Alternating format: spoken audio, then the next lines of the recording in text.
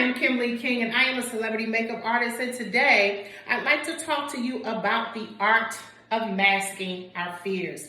You see, I know a little bit about masking because I work in an industry where we're made to conceal flaws and issues with the face. So many of my artists and my clients, and most of which are A-listers, have asked me, Kim, mask my long nights of partying, or mask my hyperpigmentation, or mask the acne scars that some of the best dermatologists in the world couldn't even get rid of. You mask it, you know how to do it. And of course I say yes. And all of these years of masking people's issues and problems and concerns caused me to even mask some things myself.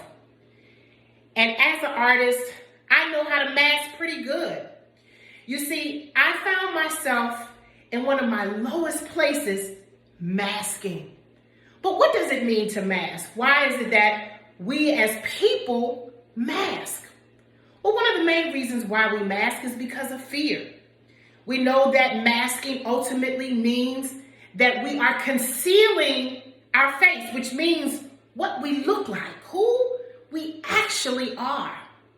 So many of us are masking who we are because we're fearful about what people will think.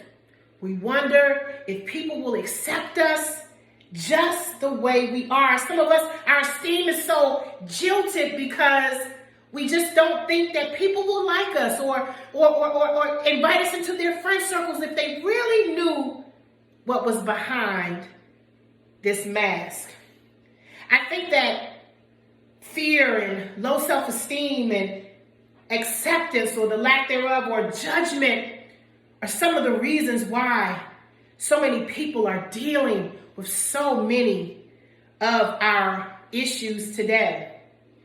And as an artist, I got caught up in this because I just wanted my client to look good. I just wanted them to feel better about themselves. I wanted them to cover it up instead of clearing it up. But guess what? About 14 years into my very successful career, I was forced to mask. You see, I was masking an issue that so many women today deal with but don't know how to handle. I was masking so much pain that women just pacify with prescription drugs. You see, I was masking wearing black every day because I didn't want to bleed through and show that I had an issue inside of me, and all it was a benign fibroid tumor. You see, I allowed a benign fibroid tumor to prevent me from going to the doctor because I was fearful that I just wouldn't get a job. I thought that if I went to the doctor and the doctor said you had something wrong with you, that when I went to apply for some of these movie sets, that if I told them I was sick and I didn't feel good, that they would fire me. You see, I dealt with masking because I feared not being accepted by directors or by celebrities, the very people who were masking themselves. And it wasn't until one day where I was completely debilitated. I was doubled over in my bed, and I had a huge responsibility this particular day to deliver trends about beauty and fashion on a national television set. And I found myself just feeling awful. And I said, I'm taking care of everyone else instead of taking care of me. But I still pressed my way through, and I got to the set, and I was able to deliver a very inspiring message to people who did not know me because I was fearful that if I did not come on that set that day, I'd never be called again. And after I left that set and I got on the plane, and then I came home and I got in the car and I drove home, my husband had charted my progress. He said, normally, when you ride up to New York and you come back, usually takes you this amount of time. I'm worried about you. Where are you? And it wasn't until he began to call my phone and look for me that he realized that not only was I back home, but I was face down on the floor of our garage because that one fibroid tumor had grown into 14. And I had masked the pain so long. And I had allowed the issues that were growing inside of me to cripple me to the point where there was no more iron infusions to be had. There was no more blood transfusions. I was out and I was exposed. And the mask had been pulled off. And I was face down on the floor. And the only thing that I could do at that point was that I had to face my fears. And I want to know how many people out here today don't face their fears. What is it that you're afraid of? What is it on the other side of that fear that you're worried about? Are you worried about somebody not accepting you? Are you worried that your esteem is going to be jilted because they see that you're not as strong or maybe as healthy as you appear to be?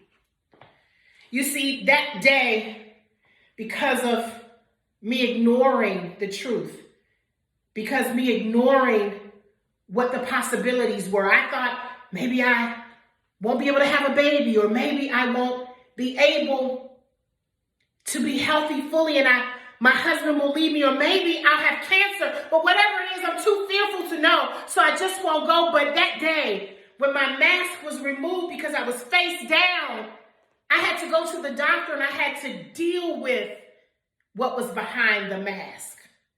I had to deal with the fibroid tumors that had plagued my body and grown so large that doctors thought that there was no hope for me. And I got the very thing that I was afraid of. I got answers. I got answers about something that was growing inside of me that I was too fearful to even know. And the answer was, you got 14 fibroid tumors. And you have 14 fibroid tumors that can be eliminated or shrunk or fixed if you just make a decision. You see, a lot of times the thing that we're most afraid of prevents us to the point where we don't even have the guts to make a decision because we're hiding behind the fear of that thing, and it has crippled us. And so many women are like me, where they suffered in silence and it was crippling to them. And today I want to just give you some information that can help you to get over this hurdle of fear. See, there are 4 things that cause us not only to have fear, but there are also 4 things on the other side that help us when we are in fear. How do we get over the fear? How is it that we get over this place of agony? How is it that, and why is it that we overcompensate when we are in fear? See, there are levels to fear. And I'm going to talk about the levels of fear. And that's when I'll have my screen up.